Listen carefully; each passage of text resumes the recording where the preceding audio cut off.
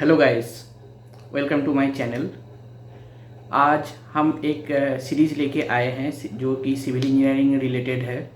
इस सीरीज़ में हम चर्चा करेंगे कि सिविल इंजीनियरिंग फील्ड में, कंसल्टेंसी में या फिर डिज़ाइन में, आप कहीं पर भी बोलिए, अगर आपको रहना है तो सब एक one of the most important software is STAAD pro.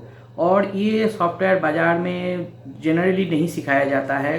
कहीं कहीं कॉलेज में मैंने देखा है, एक दो जगह पे होता है, बट उन सब जगह पर भी क्या होता है कि प्रोफेशनल के द्वारा ये सिखाया नहीं जाता है। जनरली टीचर्स के ज़्यादा जो ये सब ट्रेनर्स होते हैं इन सब सिखाते हैं। तो ये सब सीख के जब बच्चे प्रैक्टिकल फील्ड में आते हैं तो उनको एक्चुअल में प्रैक्टिकल नॉलेज का थोड़ा ज्ञान कम रहता है। इसके दौरान उसको चलते हुए कंपनी में काम करते हुए उसको काफ़ी ज़्यादा दिक्कतें पैदा होती है, क्योंकि वो सब चीज़ें सीख के नहीं आते हैं जो एक्चुअल में सीखना चाहिए। तो as a professional engineer for working in this field for more than 12 years, I have now launched this channel, and what I am thinking that I should give all my knowledge to you guys कि इसको कैसे use करें और कौन कौन सी चीज़ को ध्यान रखना चाहिए, एक्चुअल प्रोफेशनल फील्ड में कौन कौन सी चीज़ों का ज़रूरत पड़ता है। तो आइए हम इसका स्टार्टिंग करते हैं। हम एकदम बेसिक से स्टार्ट करेंगे और धीरे धीरे आगे बढ़ेंगे। ये एक 10 पार्ट का सीरीज़ है, तो आज इसका पहला पार्ट है और इस पार्ट में हम चर्चा करेंगे कि स्टैट प्रो क्या होता है, इसका इंटरफेस क्या होता है, कौन कौन सी बेसिक चीज़ें होते हैं और बेसिक स्ट्रक्चर कैसे खड़ा किया जाता है। और धीरे धीरे हम इसके आगे जाएंगे और इसके ये कोर्स में आगे तक हम देखेंगे कि एक्चुअल जो स्ट्रक्चर्स खड़े होते हैं, हाईवे के बोलिए, रेलवे के बोलिए, ब्रिजेस बोलिए, बिल्डिंग्स बोलिए, वो सारे स्ट्रक्चर हम कवर करने की कोशिश करेंगे एक एक उसके एग्जाम्पल के साथ कि कैसे इसको एनालिसिस किया जाता है, कैसे इसका डिज़ाइन किया जाता है और कौन कौन सा चीज़ों को इनमें ध्यान रखना पड़ता है। तो आइए guys, let's start on screen. तो गाइस, हम यहाँ से स्टैट प्रो को ओपन कर लेते हैं। पहले जैसे हम स्टैट प्रो को ओपन करेंगे तो ऐसा एक विंडो आएगा। यहाँ पे हमें सिलेक्ट करना है न्यू प्रोजेक्ट। तो न्यू प्रोजेक्ट जैसे ही हम सिलेक्ट करेंगे, न्यू प्रोजेक्ट सिलेक्ट करने के बाद ये एक विंडो ओपन होगा जिसमें हमें सिलेक्ट करना है कि हमारा जो प्रोजेक्ट है वो किस तरीके का प्रोजेक्ट है। इसमें 4 ऑप्शन होता है, एक स्पेस, प्लेन, फ्लोर और ट्रास। ट्रास मतलब ये अगर ट्रास है तो उसका कुछ स्पेशल प्रॉपर्टीज़ होता है जिसके वजह से हमें ट्रास सिलेक्ट करना होता है अगर हम किसी ट्रास का एनालिसिस कर रहे हैं। जनरली अगर ये ट्रास नहीं है और है भी, तब भी हम इसको स्पेस सिलेक्ट करके बाद में इसको चेंज करके कर सकते हैं। तो हम सबसे पहले इसको सिलेक्ट करेंगे स्पेस। हम इस स्ट्रक्चर का एक नाम देंगे, नाम दे रहे हैं बेसिक 1। और फिर हमें सिलेक्ट करना है इसको हमें कहाँ पे सेव करना है। तो मैं इसको डेस्कटॉप में सेव करना चाहूँगा।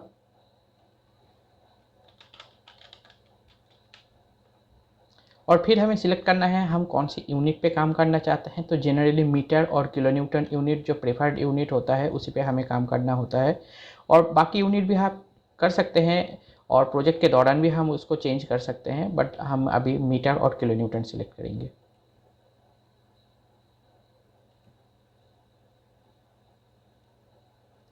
इसको हम अनटिक कर देंगे, इसको अभी ज़रूरत नहीं है। आप इसको रख भी सकते हैं, कोई बात नहीं है।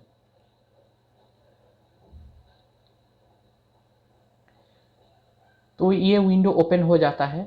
अब हम एक एक करके इसका जो ऑप्शंस होते हैं वो पहले देख लेंगे कि क्या क्या ऑप्शन होते हैं। तो सबसे पहले ये लेफ्ट वाले पैन पे जो आप देख रहे हैं, इसमें जो ऑप्शन होता है ये होता है सिलेक्शन के लिए।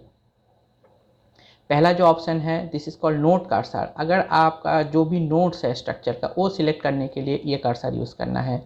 Then we have beam cursor, we have plate cursor, we have surface cursor, solid cursor. ऐसे ऐसे करके बहुत सारे कर्सर्स होते हैं। मतलब जिस तरीके का मेरा स्ट्रक्चर है, जो जो ऑप्शन है उसमें एक स्ट्रक्चर में कुछ काफ़ी नोट्स रहेंगे, उसका बीम्स रहेंगे, प्लेट रहेंगे, तो अलग अलग एलिमेंट को सिलेक्ट करने के लिए अलग अलग होते हैं।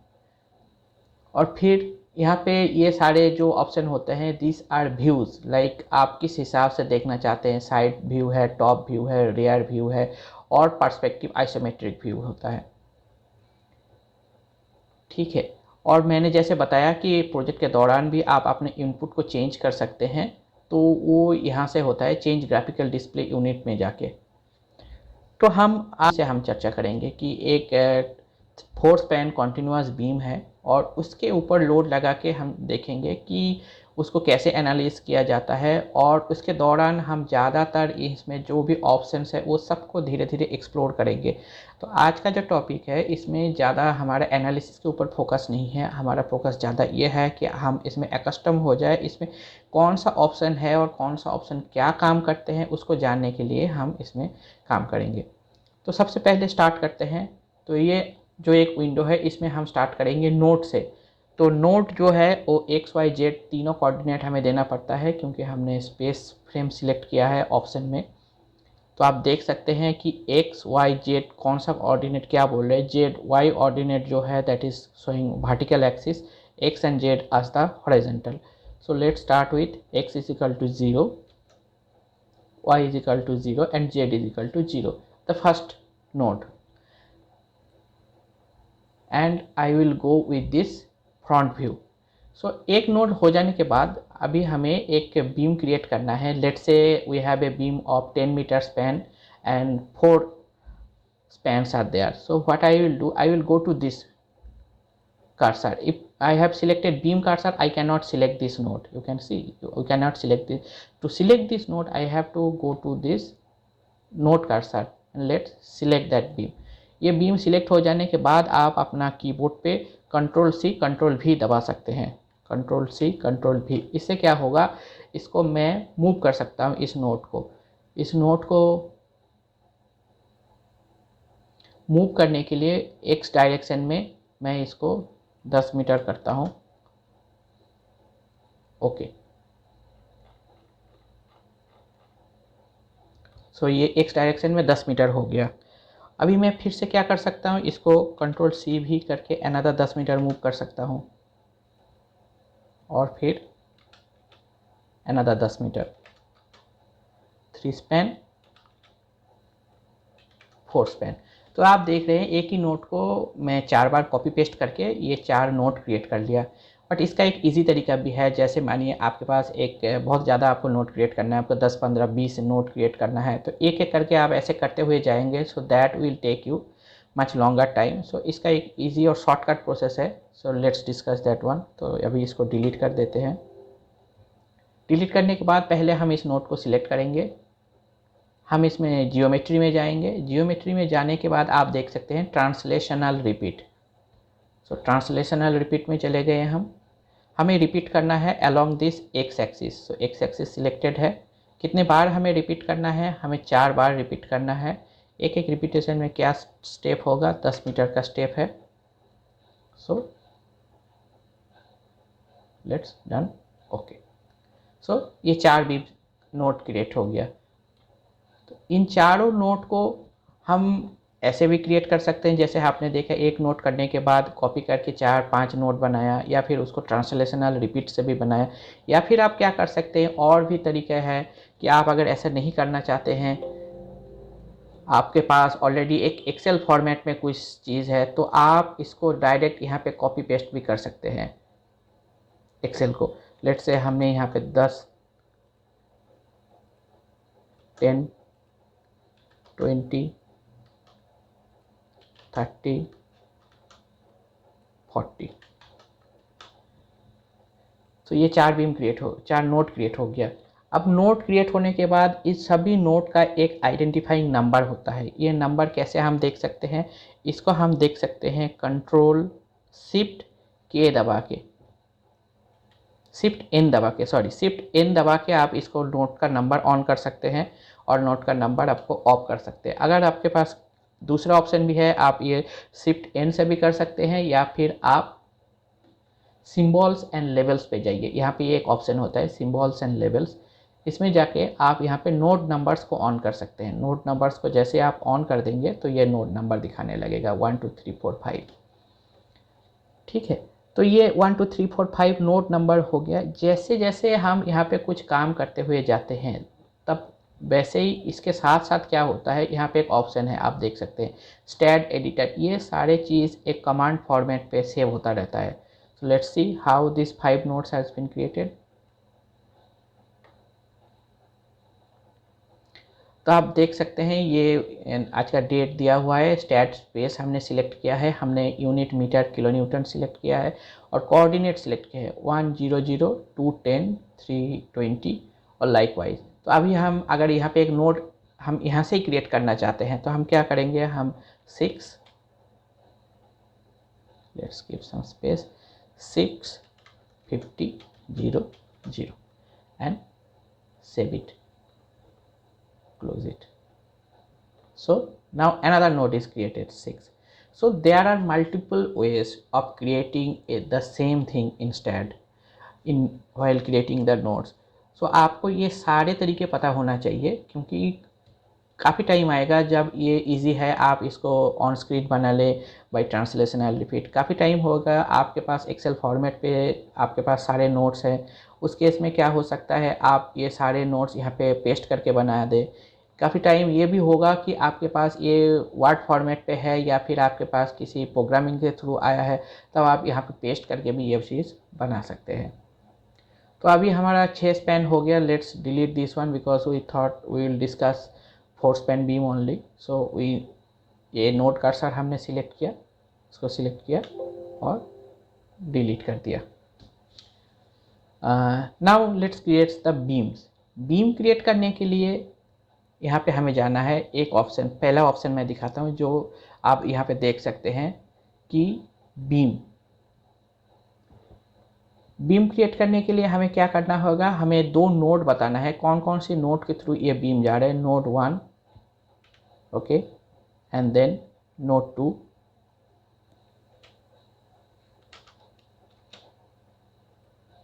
नोड 2 ये डिफाइन हो गया। अब हमें यहाँ पे बोल रहा है कि let's define the properties of that beam. Properties define करना है, मटेरियल डिफाइन करना है, बीटा और लेंथ डिफाइन करना है। तो हमने तो अभी मटेरियल प्रॉपर्टी डिफाइन किया नहीं है, so let's define the material properties first. Define करने के लिए हमें यहाँ पे आप देख सकते हैं, यहाँ पे पहले हमें जनरल टैब पे जाना है। जनरल टैब के बाद यहाँ पे मटेरियल करके एक टैब है, so let's go to this material tab and it is saying the what type of material we want to define. So हम यहाँ पे कंक्रीट सिलेक्ट कर लेते हैं। कंक्रीट सिलेक्ट करने के बाद हम इसको एडिट भी कर सकते हैं। एडिट करने के लिए क्या है, यहाँ पे कौन कौन से मटेरियल प्रॉपर्टी है, जैसे आप देख सकते हैं इस टैब से हम इसको कुछ भी एडिट नहीं कर पा रहे हैं। तो let's first select concrete. Concrete select करने के बाद क्या करना है, दिस इज सेइंग कि आपको ये पहले कहीं पे असाइन करना है। तो कहाँ पे असाइन करें, let's assign to the view और assign to cursor. So assign, हम इस बीम पे कंक्रीट असाइन कर दिए। Okay, so now close it. अभी हम क्या करेंगे, अभी हम यहाँ पे इनपुट टैब पे जो एडिटर टैब है उसमें चले जाएंगे। आप देख सकते हैं यहाँ पे एक आइसोमेट्रिक कंक्रीट डिफाइन मटेरियल हो गया है स्टार्ट, और आइसोमेट्रिक कंक्रीट करके एक कंक्रीट यहाँ पे मटेरियल दे दिया है। सो नाउ यहाँ पे आके आप इसका कंक्रीट का ई वैल्यू, इसका पॉइजन रेशियो, इसका डेंसिटी, जनरली कंक्रीट का डेंसिटी हम 25 करेंगे। अल्फा वैल्यू जो है that is 1.2 × 10⁻⁵ as per IRC6 जो जनरल कोड है। जी की वैल्यू आप इसको डिलीट कर सकते हैं। FCQ स्ट्रेंथ, टाइप कंक्रीट, ये सब आप यहाँ पे डिलीट कर सकते हैं। और फिर ई की जो वैल्यू है, ई की वैल्यू जनरली 2.15 नया होके ये एज पर IRC कोड इसका वैल्यू अलग अलग ग्रेड ऑफ कंक्रीट के लिए अलग अलग होता है। जनरली M35 के लिए दिस इज़ 3.2 E7।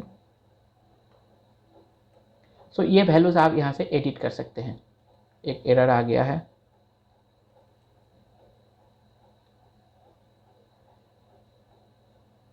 इसको डिलीट कर देते हैं, 2 बार डिफाइन हो गया था।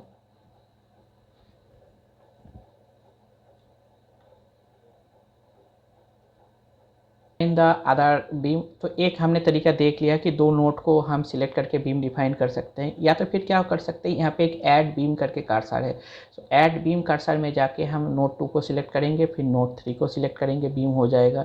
नोड 3, नोड 4 एक बीम हो जाएगा, नोड 4, नोड 5 एक बीम हो जाएगा। तो ये 4 बीम हो गया। अभी जैसे हमने नोड नंबर ऑन किया था शिफ्ट N दबा के, तो शिफ्ट N से हम नोड नंबर को ऑफ करके शिफ्ट B दबा के हम बीम नंबर ऑन कर लेते हैं। या फिर दूसरा ऑप्शन ये है कि आप यहाँ पे लेबल्स एंड सिंबल्स पे जाइए और यहाँ पे बीम नंबर्स, ये जो टिक है इसको आप टिक अनटिक करेंगे तो बीम नंबर ऑन रहेगा। Okay, so now see what are the material defines for this beam. General material, concrete. So ये मटेरियल अभी कहीं पर डिफाइन हुआ नहीं है, तो असाइन टू व्यू मैं इसमें सभी में ये कंक्रीट मटेरियल डिफाइन कर देता हूँ। तो ये चारों बीम पे कंक्रीट मटेरियल डिफाइन हो गया।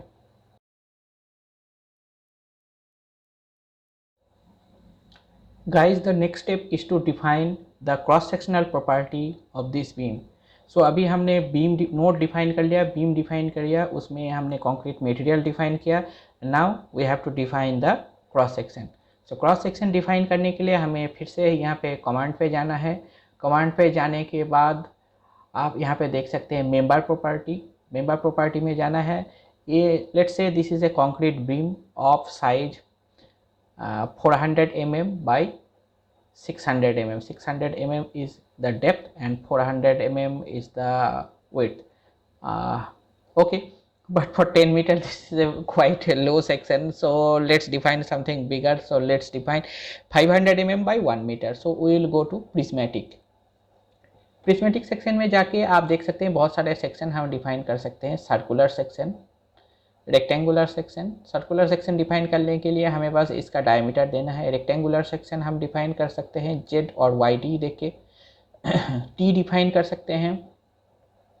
ट्रेपेजॉइडल सेक्शन, और हम किसी जनरल सेक्शन भी डिफाइन कर सकते हैं। तो अभी हम रेक्टेंगल सेक्शन डिफाइन करेंगे।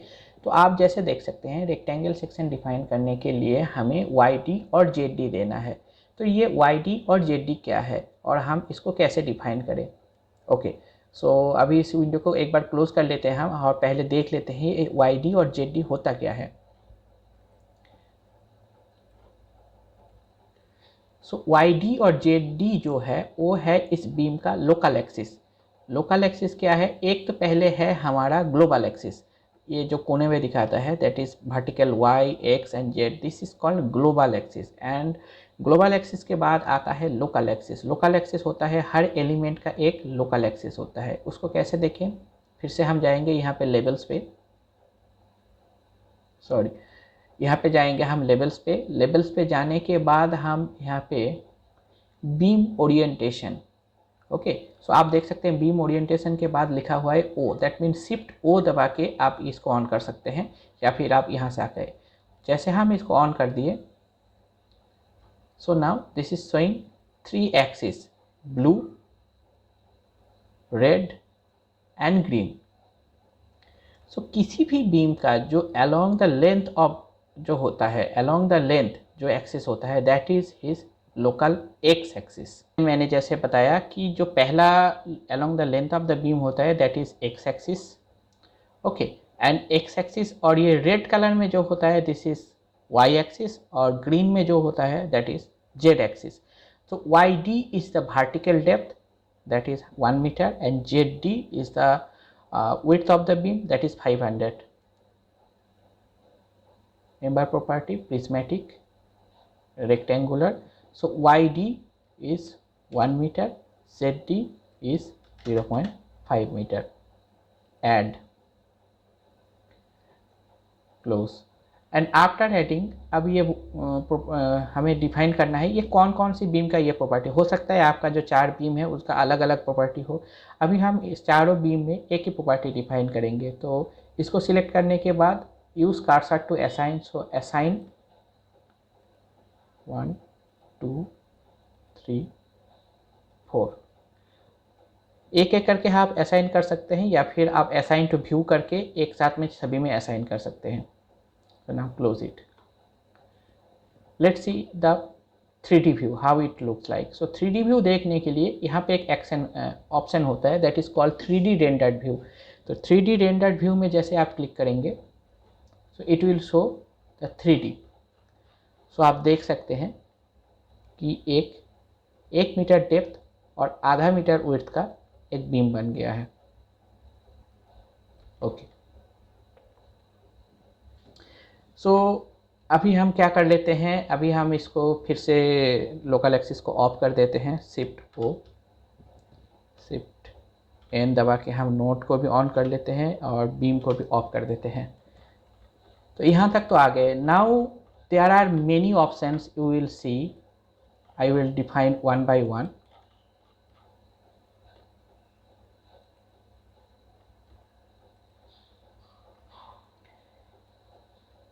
In this tool view and file, so file का ऑप्शन हम थोड़े बाद में डिफाइन करेंगे। अभी जो व्यू है, व्यू में देखिए सबसे पहले होता है जूम। तो आप इसको बहुत तरीके का जूम कर सकते हैं। आप इसको एक एक करके एक्सप्लोर करके देखिएगा। फिर एक जो मोस्ट इम्पॉर्टेंट ऑप्शन होता है जो हमारा हर टाइम काम में आएगा, दैट ऑप्शन है view selected objects only. View selected objects only में क्या होता है, जैसे आप बहुत सारे बीम हैं मगर एक पार्टिकुलर बीम को ही आप फोकस करना चाहते हैं, उसी का प्रॉपर्टी, उसी का bending moment diagram, shear force diagram और डिटेल में स्टडी करना चाहते हैं, तो हम क्या करेंगे, पहले उस बीम को सिलेक्ट करेंगे। सिलेक्ट करने के बाद we will go this view selected objects only. So सिर्फ वही बीम विजिबल रहेगा, बाकी सब अनविजिबल हो जाएगा। दोबारा से इसको कैसे करना है सारे बीम को विजिबल, या तो फिर आप इस ऑप्शन को हटा दीजिए, ओके। या फिर और एक ऑप्शन होता है this one, display whole structure, तो उससे भी आपका पूरा स्ट्रक्चर ऑन हो जाएगा।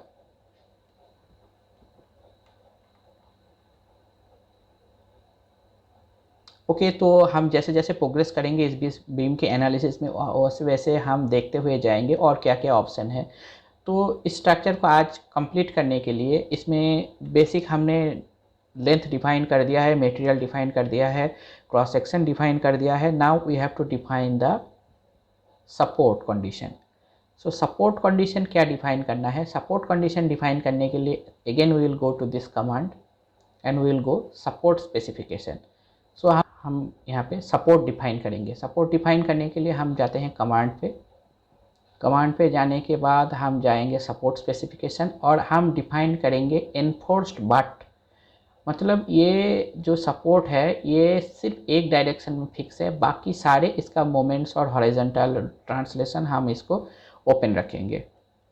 सो हम रिलीज़ कर देंगे इसका एफ को रिलीज़ कर देंगे, M x, M y, M z सब हम रिलीज़ कर देंगे, इसका एफ जेड भी रिलीज़ कर देंगे, ओनली एफ वाई को रखेंगे। सो एड इट,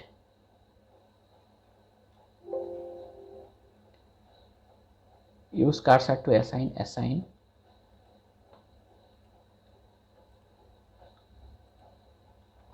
बट क्या है दोस्तों, ये एक मैकेनिक्स का एक प्रॉब्लम होता है जिसमें आप अगर सभी सपोर्ट में आप हॉरिजॉन्टल फोर्स को रिलीज़ कर देंगे तो वो हॉरिजॉन्टली अगर थोड़ा सा भी कोई फोर्सेस आ जाता है तो उसके वजह से वो एक मैकेनिज़्म बन जाएगा। दैट मीन उस फोर्स को रेस्टेन करने के लिए कुछ भी नहीं होगा। और इन कंडीशन में क्या होता है, ये मॉडल रन नहीं करता है। ये एक प्रैक्टिकल प्रॉब्लम है जो मैं आपको बता रहा हूँ। तो इसलिए आपको कभी भी हमेशा सारे नोट्स को ओपन नहीं रखना है ट्रांसलेशन के लिए, एक नोट को हमको फिक्स करना पड़ेगा। So this note will fix. अभी इसमें सपोर्ट असाइन करेंगे। सपोर्ट असाइन करने के लिए हम कमांड टैब में गए, ये बार बार आता रहेगा, इसको आपको सेव कर लेना है। कमांड टैब में गए, कमांड टैब में जाके सपोर्ट स्पेसिफिकेशन और हम यहाँ पे डिफाइन करेंगे एनफोर्स बट। इसका मतलब होता है कि हम कुछ रोटेशन, जो रोटेशन है उसको हम रिलीज़ कर देंगे और सिर्फ वर्टिकल जो कांस्टेंट है उसको हम वर्टिकली उसको सपोर्टेड रखेंगे। तो एफ वाई को हमने ऑन रखा और बाकी सारे हमने रिलीज़ कर दिया। सो add, now we will define this support, assign।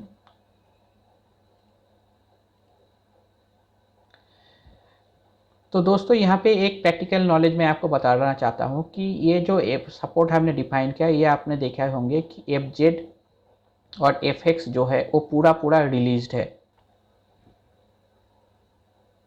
But practically कोई भी स्ट्रक्चर अगर आप करेंगे तो एनालिसिस के टाइम पे ऐसा कभी भी नहीं होना चाहिए कि उसका सारे के सारे वाई और एक्स और जेड जो है, जो हॉरिजॉन्टल है, वो सारे के सारे हमेशा रिलीज़ होके रहेंगे। तो क्या होगा कि ये एक मैकेनिज़्म बन जाता है जिसके वजह से काफ़ी टाइम आप फेस करेंगे कि रन नहीं हो रहा है प्रॉपर्ली, और फिर या फिर जो एनालिसिस रिजल्ट देगा that will be some garbage value.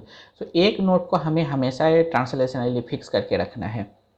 तो हम और एक क्रिएट कर लेते हैं।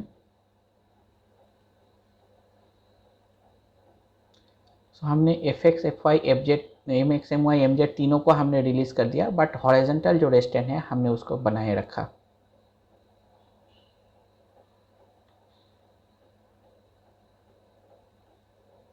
तो इसको हम असाइन कर देते हैं। Okay, close. सो ये हमारा सारे सपोर्ट असाइन हो गया। सपोर्ट असाइन होने के बाद हमें जो करना है वो है कि हमें इसमें एक लोडिंग डिफाइन करना है। तो लोडिंग डिफाइन करने के लिए हम जाएंगे सबसे पहले जनरल, लोड एंड डेफिनेशन, ये टैब में। सो लोड एंड डेफिनेशन टैब में जाने के बाद हम इसमें लोड केस असाइन करेंगे एक एक करके।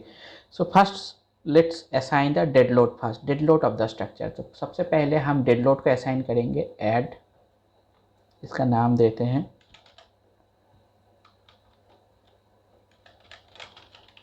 Dead load, loading type dead, add. Dead load के अंदर हमें इसमें ग्रेविटी लोड डिफाइन करना है। So will go self weight. So self weight factor हुआ -1, direction is y. So in y direction, towards the negative y direction, this load will act with a -1 factor. Factor -1 means with 1 gravity. So add, इस self weight को हमें क्या करना है, use to assign to cursor कर सकते हैं, assign to view कर देते हैं हम। तो ये सभी में ये self weight अप्लाई हो गया।